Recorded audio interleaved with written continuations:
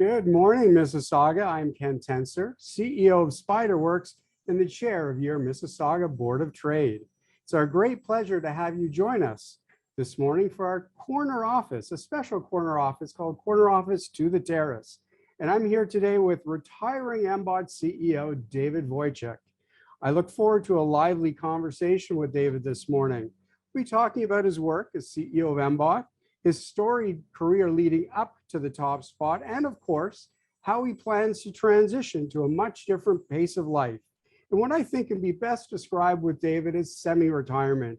He just never struck me as that rocking chair, sun hat, and sweet tea person, David.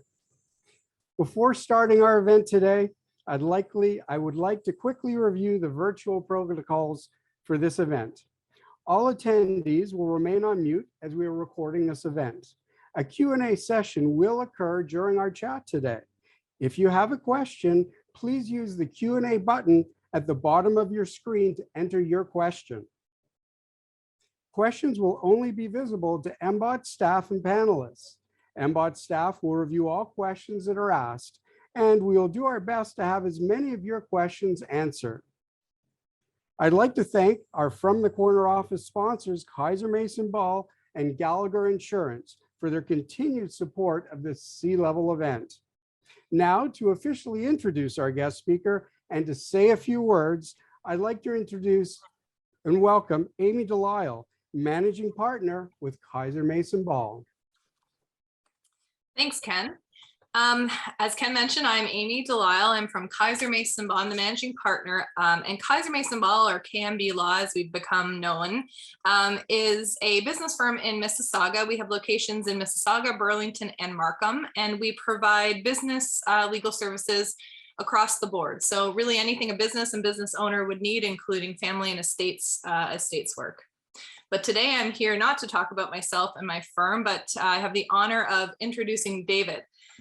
David is a seasoned business professional and consummate entrepreneur with 40 years of experience in a variety of industries. He is currently the outgoing president and CEO of the Mississauga Board of Trade. David started his first business while still a teenager and has been focused on entrepreneurship, sales, and management since that time. Previous to the Board of Trade, David was the CEO of Ekna Production House, a digital asset management company and producers of broadcast television shows. David was also the executive producer and host of Biz TV Canada, a business show designed for SME business owners. Biz TV Canada was broadcast on CHCH nationally, global, and CBC affiliate stations, and streamed daily via Financial Post Entrepreneur online, as well as through the Biz TV Canada website. As the outgoing CEO of the Mississauga Board of Trade, David continues his unique communication style through MBOT TV, a weekly Board of Trade online production, and Your Business, a weekly business show broadcast on Mississauga's award-winning mainstream media station, News Talk Saga 960 AM. David is a results-oriented professional who believes in metrics-based management and inclusion leadership. He is committed to educating the business community with key ingredients for success and growth. Please join me in welcoming Mr. David Wojcik. Thanks for those great words. And you know, this is odd for me because I'm normally in the seat that does the interviewing. So to be an interviewee, I really have to switch gears on this one. But I want to Ken, thanks for suggesting this. It was a surprise for me, but happy to talk about my my career path to getting to really what was my dream job for the last 6 years, is to be the president and CEO of your Mississauga Board of Trade. So with that, over to you, Ken. So your dream job, were you dreaming about that as a teenager? What was that first job? Absolutely, Ken. From the time I entered secondary school, I thought I want to be the president and CEO of the Mississauga Board of Trade. It was right at the top of my wish list. May not have been the Mississauga Board of Trade, but I knew I wanted to be in business. And I was thinking about this, earlier today, and my grandmother was a claims adjuster for Allstate Insurance, and she used to bring home these slips that they use to approve claims. And I used to play with them and pretend I was approving claims myself. And I had a little telephone that had the guts taken out of it. So right from a very, very young age, when I was 7, 8 years old, I loved playing as being part of an office. So what was that first role as a teenager then? Oh, it was a good one. So back then, 100 years ago, when I was looking for a job, I was 15 years old, and you couldn't. They wouldn't hire you until you were 16 years old. You had to be 16, and I wasn't going to be 16 until that December.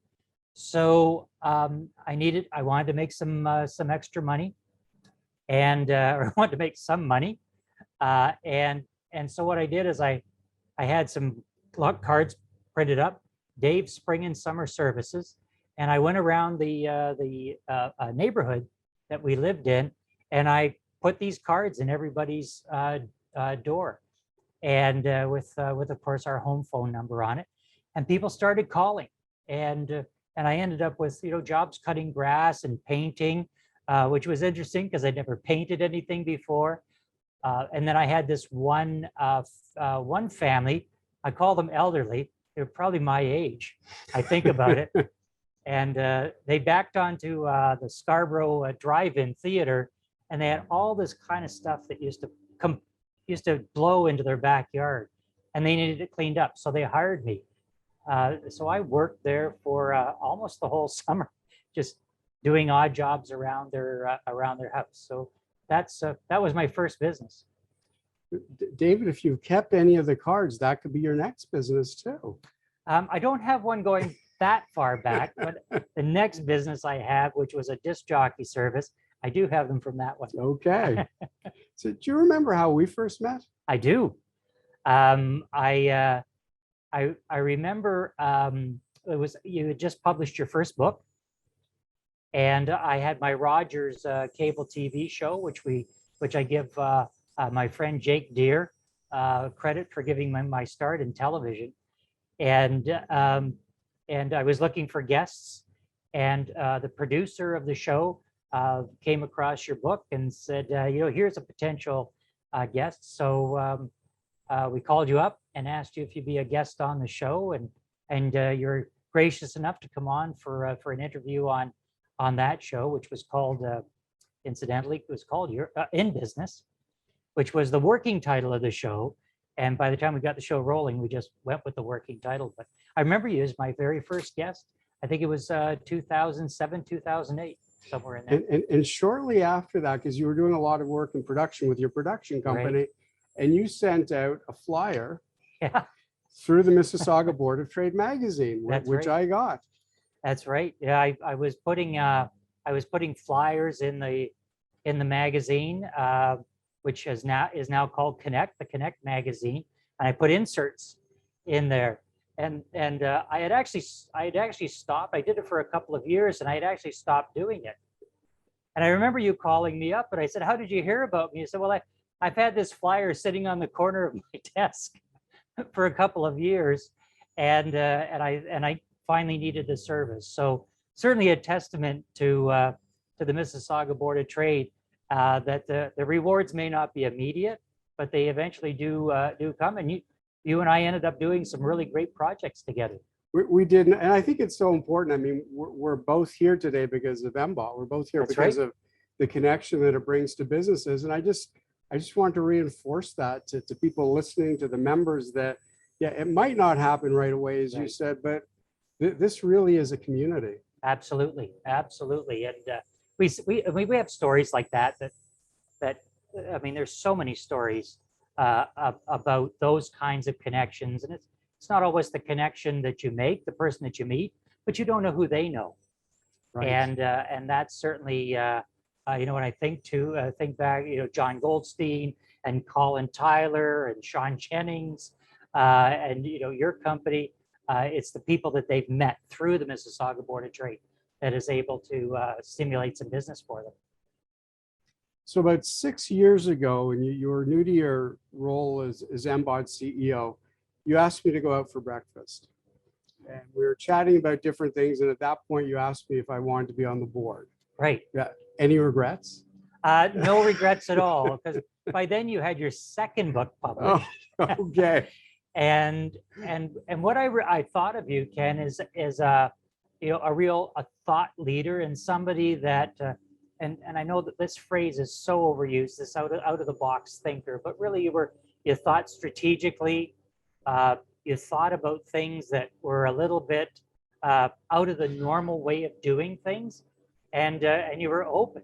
And of course, we probably hear the lawnmower going in the background, because that is the wonderful thing about doing live television, live events. You never know what's going to happen. So this one's coming right up the back of us, so we're going to speak as loud as we can. And of course, we had talked many times, and you told me about your business and Spyder Works and some of the things that you were doing. So I thought, that's the kind of person that we need on the board, is to bring that element, that dynamic to the board about being able to think in that strategic fashion. Well, thank you for those kind words. And what I remember about that morning is how laser focused you were. You had, when you came on board, you knew what you wanted to do with the Board of Trade. You were talking about changes in revenue streams. Right behind us now. You were animals and lawnmowers. You were talking about changes in revenue streams for MBOT. You were talking about different structures, a status. You of course, brought on Brad as an advocacy, who's done a brilliant job. Like, how do these opportunities, how do these ideas come into focus for you? It's interesting. It's part of that entrepreneurial mind.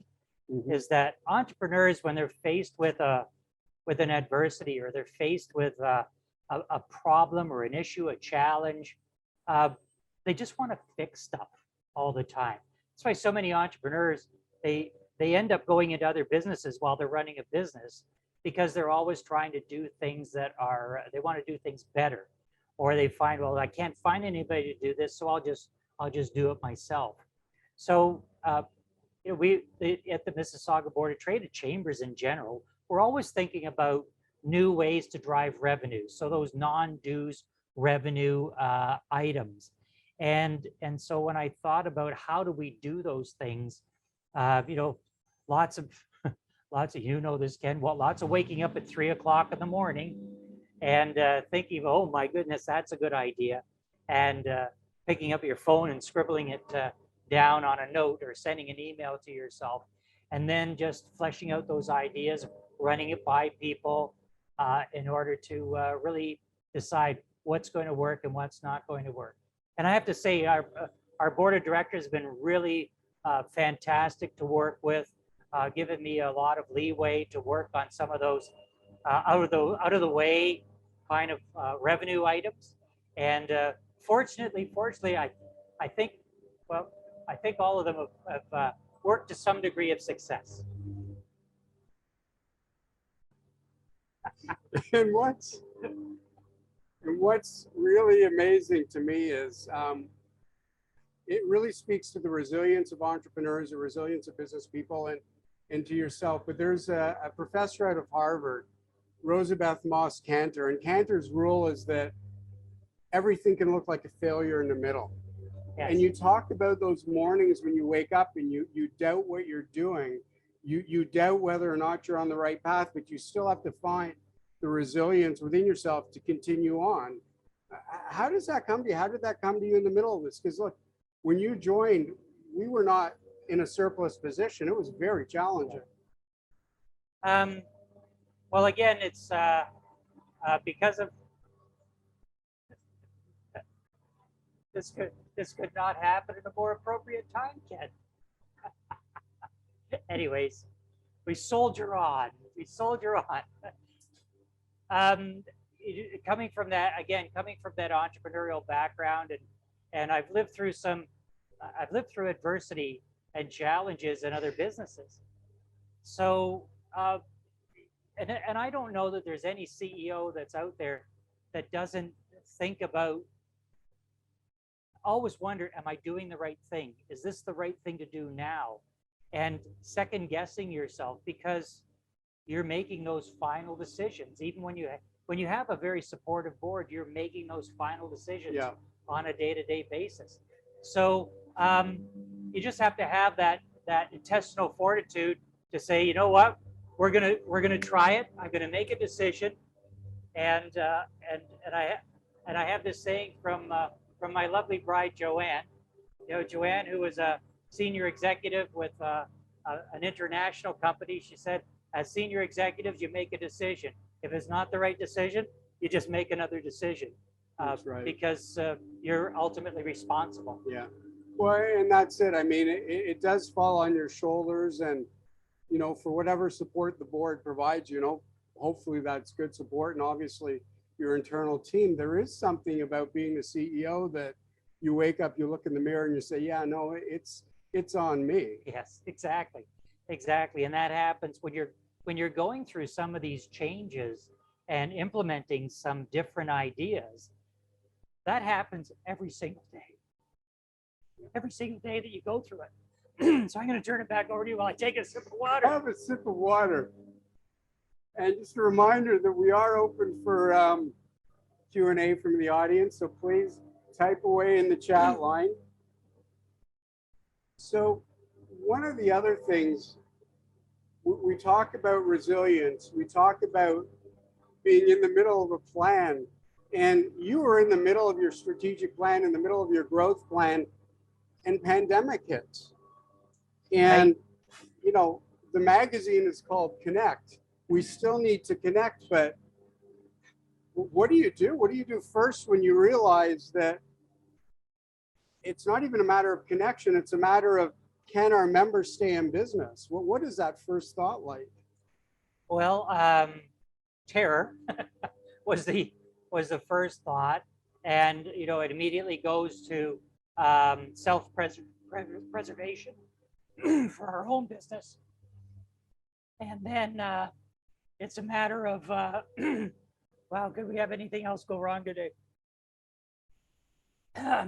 So it's our self-preservation, and then about our members and our members' businesses, and how do we protect the member businesses? Mm-hmm. So you just kind of go through those logical steps of what do I need to do first to protect our own business. So, you know, connecting with the board. So at the time, Suzanne Ball-Pataki was our chair. So calling Suzanne and having some meetings with them, and then we had the executive committee to, you know, get ideas. We immediately launched into an emergency plan, which we cobbled together very, very quickly. So how do we protect the staff, and how do we protect customers that are coming in? So that's the first thought that goes through your mind is self-preservation, and the preservation of the business and preservation of the customers. Yeah, and when you talk about preservation of the customers, I mean, yes, we all went through that. I mean, I remember driving home, you know, as that first lockdown happened, and I remember thinking in my head, you know, I've been an entrepreneur for 27 years at that point. I've been through recessions, near depressions, etc. And I felt so different because I realized on that drive that, you know, I guess I intuitively understood that we were connected through technology, right. But all of a sudden, 7 billion people within the span of 30 days, we're all connected, you know, for real life, as my kids would have said when they were young. And right. that to me was an overwhelming, not fear, but like, you know, something that I just didn't know how to deal with.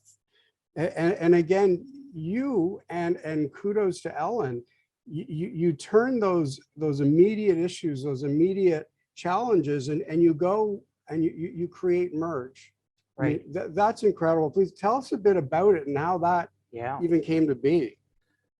Well, you know, 6 months before the March 16th lockdown in 2020, we had started embarking on a hoteling model at the office, mm-hmm. and there was a lot of pushback, and the team, you know, giggles and laughs about it now, but we had a lot of pushback. You know, why are we doing this? No, we want to be in the office, but you know, we move forward with it. and upgraded the technology so that we could communicate virtually. So when the pandemic hit, when we went into that March 16th lockdown, we flipped the switch. Our team was ready to go.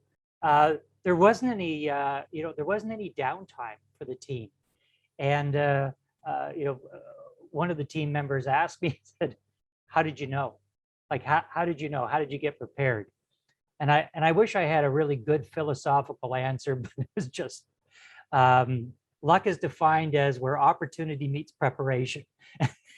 Right. And it's all I can attribute it to. So just a good fortune on our part. And then a few days after the March 16th lockdown, I was talking to Ellen McGregor, who is a dear friend of mine, a former chair of the Mississauga Board of Trade, and a CEO of Fielding Environmental. And we were really a little bit of, crying in our milk about this pandemic and my goodness, how horrible it is. And then we turned our thoughts to, and in true entrepreneurial style, well, what are we going to do about it? Because I do believe if it's up to be, it's up to me, or if it's to be, it's up to me. Mm-hmm. And so what are we going to do about it? We can't wait for anybody else to come along with this silver bullet that's going to fix it for us. So what are we going to do? So we started on that about thinking about these ideas about what could we possibly do. Ellen started thinking about I will call it the theory, the ideology of what this might look like. And I started to work on the nuts and bolts, the who and how we would fund this idea. And I had this. This happened about a week after the shutdown, and I had been noodling around this name. I don't know if I started with the letters first and then made everything fit afterwards. But I remember saying, Ellen, I've got the name Mississauga Economic Recovery Group, and Ellen, who is so eloquent, said, well, let's continue to work on that name. And as with many things in our careers, the working title actually became the real title of the Mississauga Economic Recovery Group, soon to be the Mississauga Economic Resiliency Group. It's quite a group, though. I mean, when you think about it, this was, I'm going to say, the most challenging time in business that any of us probably listening today have ever dreamt of going through. And you managed to get CEOs and leaders from some incredible organizations who obviously were going through their own challenges day to day. You and Ellen got them to step up, to form, the different verticals or the different streams, and contribute to it. And many of them were in industries that were very hard hit. I mean, it's just such a testament to not just to you and Ellen, but to Mississauga and to the strength of, again, MBOT in our community. Well, when we were thinking about, the who would be interested in it, we knew that we wanted to be Mississauga focused. So if we're going to be Mississauga focused, and of course that has morphed into something much bigger than Mississauga, but we started with a Mississauga focus. So we knew that the companies that would be interested in would be Mississauga-based companies, and companies that had CEOs that cared about corporate social responsibility within their community. And then if we could find a CEO that actually lived in Mississauga, that was the trifecta for us. Right. And so I know my very first call was to Jim Molyneux from MNP, who was has been a tremendous supporter of the Board of Trade, a former chair and currently our treasurer. And I ran this idea past Jim, and he said, yeah, I really like the idea. I said, Jim, I'm going to need some money. And he said, how did I know that was coming? And so Jim was the very first one in. And then AstraZeneca came on board with their new CEO, Jane Chung, who has since moved on, and John McKenna, stepped up from McKenna Logistics. And then Alex Gillespie from UTM, stepped up, and Paul Mayo, the CEO of NTN Bearings, stepped up to lead a sector, and then Sam Sharma, the president of Crown Hotels, stepped up, to lead a sector, and so all of the, when I go around, I remember I remember all of those people sitting at our very first meeting, which was, I believe, September the 6th, 2020. And I can see them all sitting there, Jane, Alex, Jim, Paul, Sam, and John were all sitting there and listening to how we were going to form merge and how they were going to be able to lead these great sectors. And of course, now we have about 50 CEOs that have joined in across these 6 sectors, soon to be 9. Well, that's incredible. And when I listened to that, and you mentioned, we obviously talked about Ellen often, you mentioned Jim and other people who've been there to support you. When you look back at your career, I mean, we all have these people who've had, this indelible thumbprint on our careers or who we are as individuals. Who are some of them that since your teenage entrepreneurial years? Well, I would probably say, my mother was always looking for ways to make money. My mother, I came from a single parent family. Not that my father wasn't in the picture, but my mother and father separated when I was young, 10 years old. And of course, I didn't come from a lot of money to begin with. So my mother was always looking for different ways to make money. So, I remember at Christmas time, she would make candles and sell them at her work. So I got that little entrepreneurial bug of being able to start my own business from my mother. I mean, my mother, she never studied business. She didn't know, but she knew if I made it for 25 cents and I sold it for $1, I got 75 cents to put towards, Christmas presents this year. And from there, it was, I watched and I listened, and when people had advice about business or a business idea, I love to listen, and I ask a lot of questions. And Joanne is, she's forever chastising me to say, just leave the person alone. And it's just because I'm so curious, and I ask a lot of questions, which drove me to be an interviewer on television, because I love asking questions, and I love knowledge, and I'm thirsty for it.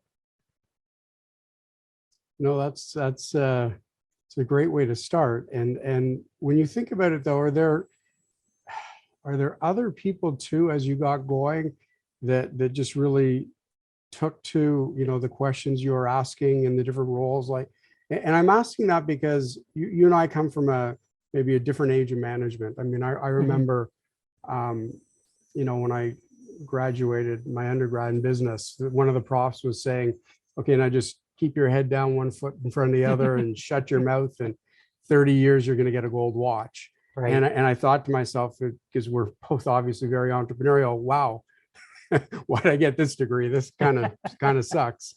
How did you find it? Because again, back then, entrepreneurs were thought of as the crazy ones. And how did you sort of make your way through your career?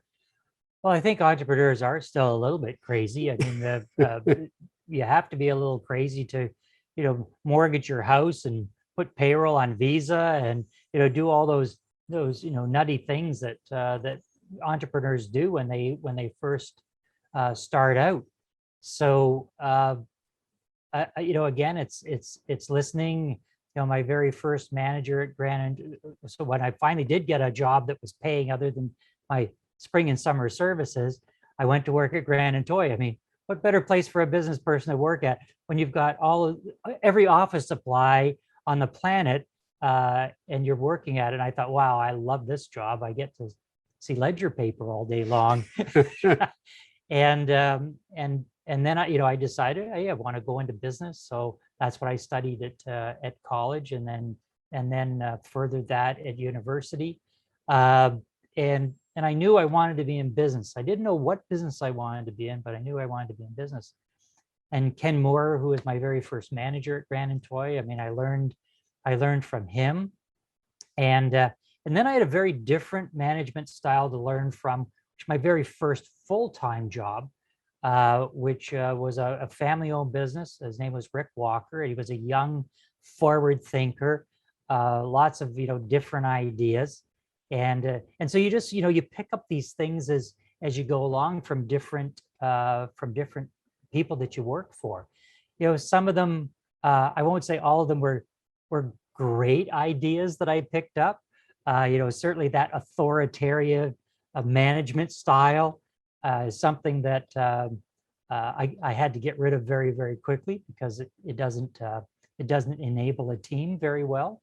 But you just pick up management styles and say, yeah, that one works. That one, that one doesn't resonate so well. So I have to say, I've been learning all throughout my career, up to right now. I mean, working with all those CEOs, Ken, and working with this great board that we have. I learn every single day. And that's so important. I think it's so important for everybody to hear that learning it doesn't stop when you graduate. It doesn't even, focus on the continuous learning or continuous education through colleges or university or whatnot. It really is something that we should keep our eyes open to, almost keep a ledger on, to use your words, as we work with different people, because there's just so much. I think in the fast pace of business, there's so much that we lose. Learning to keep and hold on to those critical, stories or lessons that's what eventually molds us by our age. Exactly. And you're right. You have to keep that lifelong learning bug inside you, because as soon as you start if you stop learning, or you don't want to learn anymore, then you start to regress. And that's not something I ever want to do. So what was your favorite role outside of MBOT? My favorite role outside of MBOT? Outside of MBOT. Because what Joanna and I talked about, when the role became available, when Sheldon Liba went to the Ontario Chamber of Commerce, I mean, I was training all my life for this role, because this role, you need to do so many different things, and you have to have so many different experiences and knowledge in so many different areas. So Joanne said, you've been training all your life for this role. This is perfect for you. Other than this role, I would probably say the most fun that I ever had was in front of the camera, doing Viz TV Canada, and going live on CHCH TV, having that broadcast across the country, and then being picked up on CBC on the West Coast. The most fun I have is when I'm in front of the camera doing interviews and learning from the people that I'm interviewing. So I would say that's probably the most fun job I ever had. Not the most profitable, but certainly the most fun. Well, somebody once told me they'd never met a microphone they didn't fall in love with. Well, I'm sure I might have said that at one point in time. And I know one of our former chairs, Jeffrey Percival, has always said that too. Never met a camera or a microphone I didn't like. There you go. And just a reminder again that if there are any questions to add into the chat, please go ahead at any time.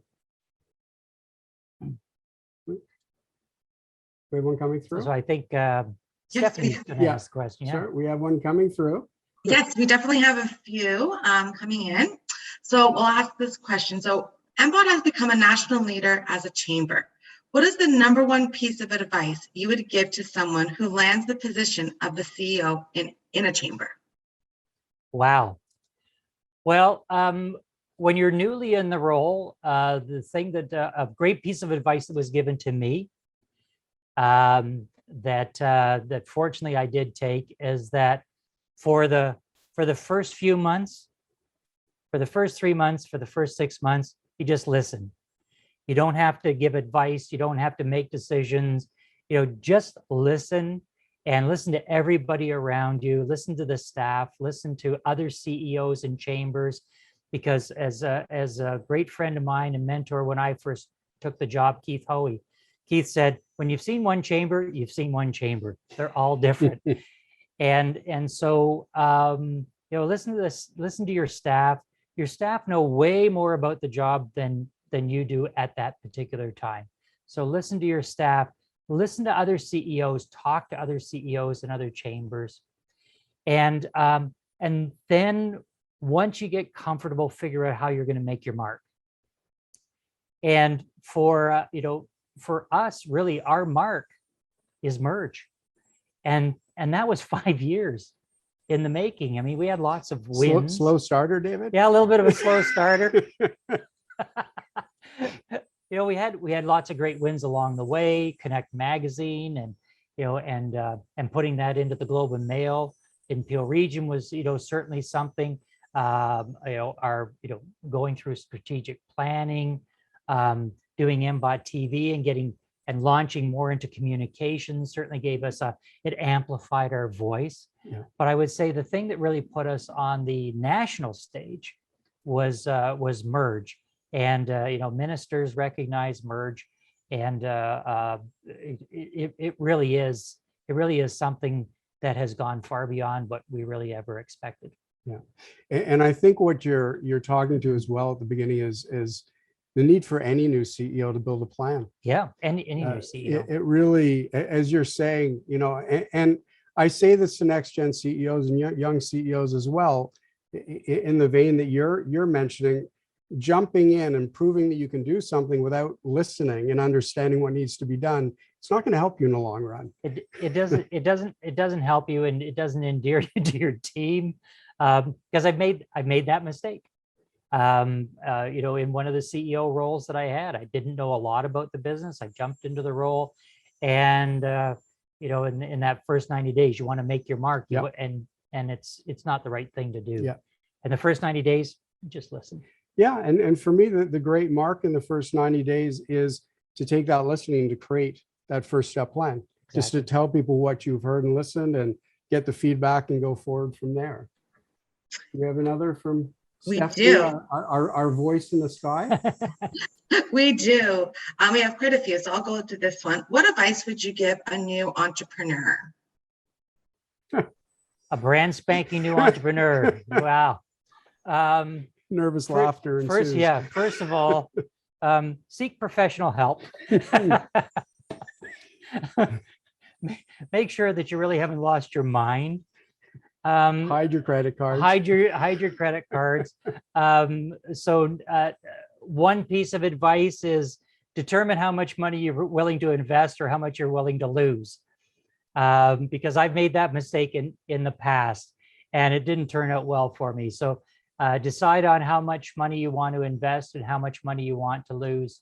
One of the mistakes that I made, which I would say to people, be aware of the economic conditions around you. Because I went in and started a business. It was my restaurant and banquet hall business, which I was in finance. So everybody sees that natural progression, Ken, going from finance into restaurant and banquet hall. And I opened that in the right at the very start of the 89-90 recession. And not a good time to start a business, especially in that particular, a tough industry to begin with. So I have all kinds of learnings from that 89-90 recession. So be prepared, decide on how much you want to invest, and stick to it.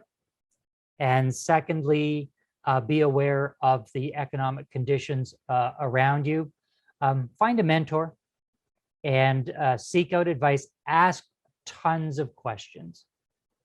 You'll never know it all. I still don't know it all, and don't profess to. So those three things I would say. No, that's great. I'd love to double down on one thing that you said, and when you talk about your investment level, know your risk threshold. Yes. Because some people get uncomfortable if they're risking $10, others at 10 million, and there's you'll have plenty of sleepless nights without losing a house. So know what it is that you can live within. Exactly. And I know when I talk about that threshold, I can hear Joanne, belly laughing in the background, because when you have a great idea that you're so passionate about, you say, no, I just, another 10,000, another 10,000. And at some point you have to go, okay. Those enough. tens run out. Enough. Absolutely. And another one? Great. Yes, we do, definitely. So this one comes as, my question is, David, how do you think Board of Trades or Chambers of Commerce can be prepared with their members for the next public health emergency or significant economic downturn? Well, coincidentally, that is something that one of our merge groups is working on, John McKenna's group with transportation, logistics, and supply chain. They're working on a massive elephant, which is a national strategy on supply chain disruption. So how do we prepare for that supply chain disruption?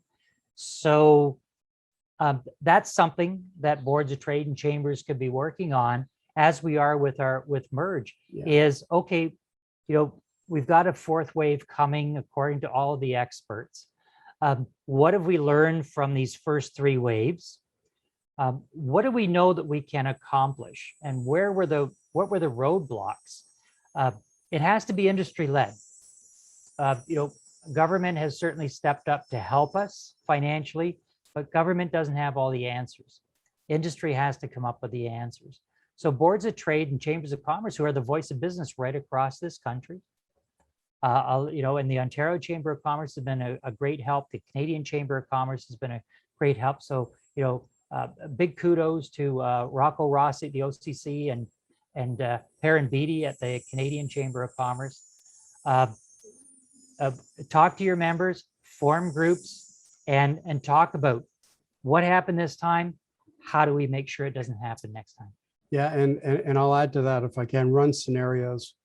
Yeah. Scenario planning today, understanding, because I mean, one of the most tragic parts of this is we were all surprised, except Bill Gates and the World Health Organization, who've been talking about it for 6 or 7 years. Exactly. And I think in business today, it doesn't mean we have to sit in the corner and get into a fetal position.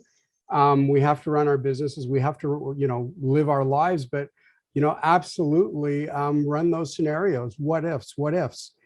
Because as an innovator, I recognize that somebody knows, somebody has a clue, and these ones were pretty loud. Yeah. And how does that saying go? Those who ignore history are doomed to repeat it. So Yeah. Let's not repeat this one. Let's learn from it. All right, we have another one here. This is a fun one. So what's the first new song you're going to learn on the guitar? On the guitar. Wow. Well, right now I'm actually currently learning Hell's Bells by AC/DC. I'm learning that opening riff. So I've got a Boss distortion box that I've been working with to learn that opening riff that AC/DC plays so well.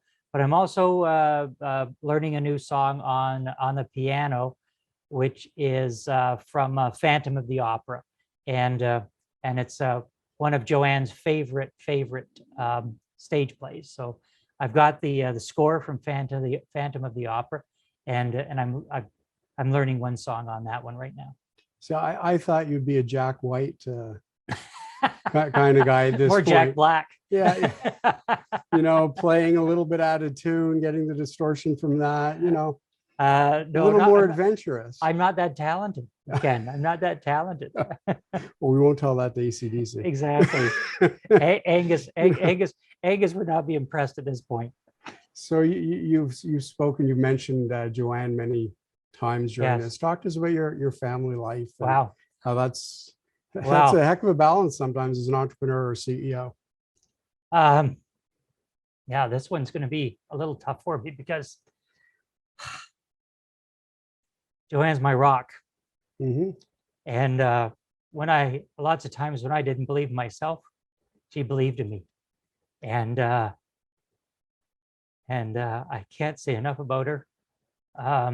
She's been there for me, for 26 years, through those crazy entrepreneurial ideas. Mm-hmm. And she's a great business mind. She's the person that grounds me on a regular basis, sometimes whether I ask for it or not. But she's just been amazing. I couldn't ask for a better a better spouse, a better partner, a better life partner. And then there's my two girls, Erin, my eldest, and Kayla, my youngest. Erin works for the Brantford Police Department. Kayla is out in Vancouver and works for California Closets, and is not something that she trained for. She went to Queen's University and went into HR, followed in Joanne's footsteps, but decided to take a different path, which is great, because we don't always start out, we don't always finish in the same path that we start out in. I know that I certainly didn't. So she's having a very successful career out there. And then my little grandson, Marcus, 4.5. He's a character. Somebody once said, that with grandchildren, they are your revenge on your children, because they get to do all the things to your children that they did to you. So I have a wonderful life. I really I've done. I can't say there's anything that I can say I wish I had have tried that, because I've been able to try everything that I ever wanted to do. That's an amazing statement to make. That no regrets statement. No regrets. It really is. But so what do you try next? Well, that's a really good question. Of course, Merge forges on, and fortunately, I'll be able to work on Merge for a little bit, and of course, we're coming to you from the Terrace. Right. So Joanne and I have built this beautiful oasis here together, and so I'm going to enjoy the pool and enjoy the Terrace for a little bit, and then who knows? Maybe maybe there's another business for me to start. I'm only kidding, Joanne. I'm only kidding. And who knows? There you go. And I think we've got a couple of more questions from the audience before we close out. We do.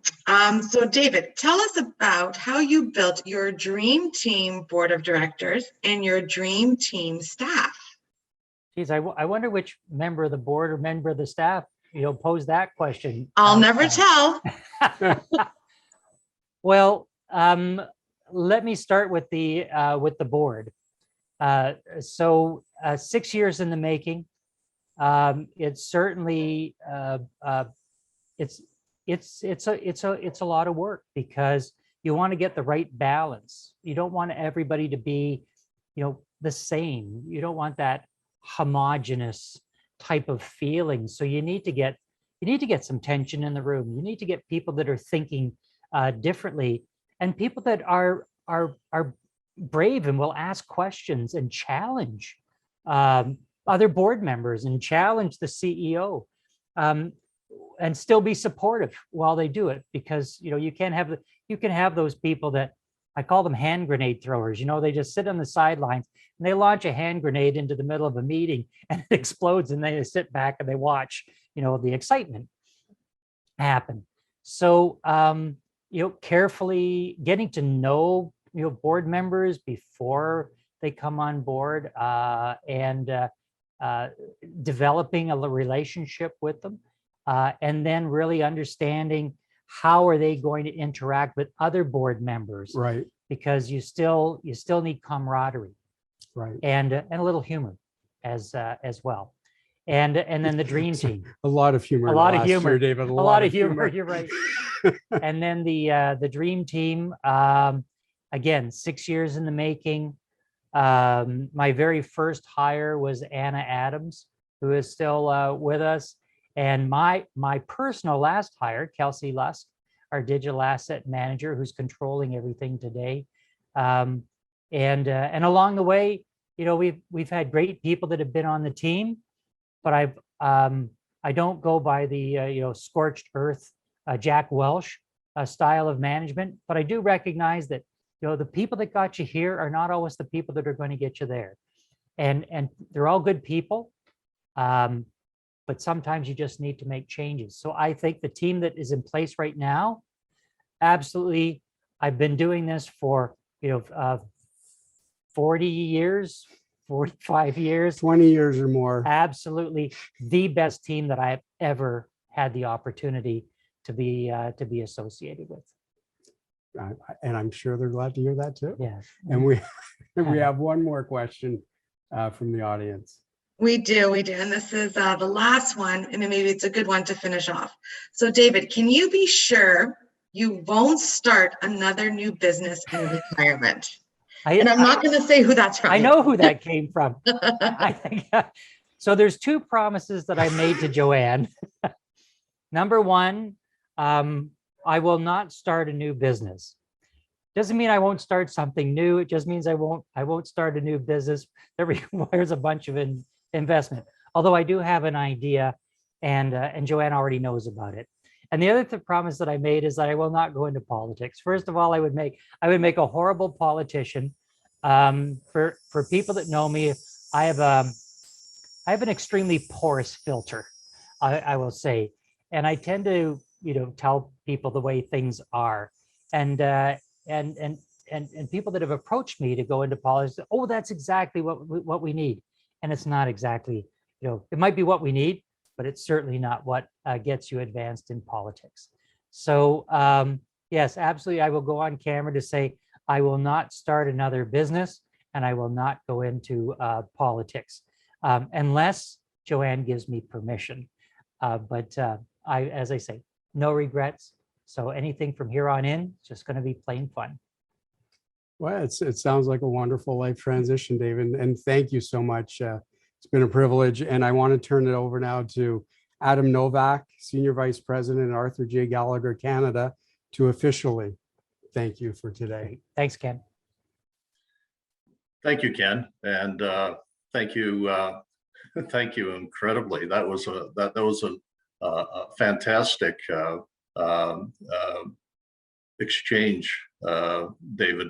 I admire everything that you have accomplished throughout all your efforts, and on behalf of the Board of Trade directors and all your friends, I simply thank you for your nimbleness, your accurate, strategic thinking. It's fantastic to be part of something that you are part of as well. You mentioned it. It's a community, and we certainly consider you as the mayor of our community. So thank you for doing so. And by the way, with that claims adjuster thing that you were talking about early on, if you ever feel like you want to maybe revert back to some of that, I'll tell you what, I'll talk to our Senior Vice President of Claims. We can always use another client claims advocate. And I think you do a fantastic job at that, David. Just give me an approved stamp. That's all I need. Adam, remember that first phone wasn't connected. So again, David, from the bottom of my heart, and thank you kindly. It's been a pleasure working with you, and I wish you all the best in all your future endeavors, if Joanne allows. Well, thanks, Adam, and I want to thank the board of directors for their tremendous support. Last year's been so challenging, last year and a half, and I couldn't have had more support from the board and the executive and Suzanne and you, Ken, the two chairs that have had to go through this with me, and this team that we put together. Again, just tremendous. I've had so much support. I'm so grateful. Thank you all so much. Well, we're grateful for you, David. So again, thank you for taking the time again, and again, thank you to Kaiser Mason Ball and Gallagher Insurance for their sponsorship and continued support. For those of you who didn't quite see or can't quite see, behind us is a beautiful golf course, and at the beginning it was incredibly timed lawn mowing right behind David's gate. So I'm going to give a special award to the golf course this morning for timing it so beautifully. I'd also really like to thank Kelsey, Stephanie, and Anthony.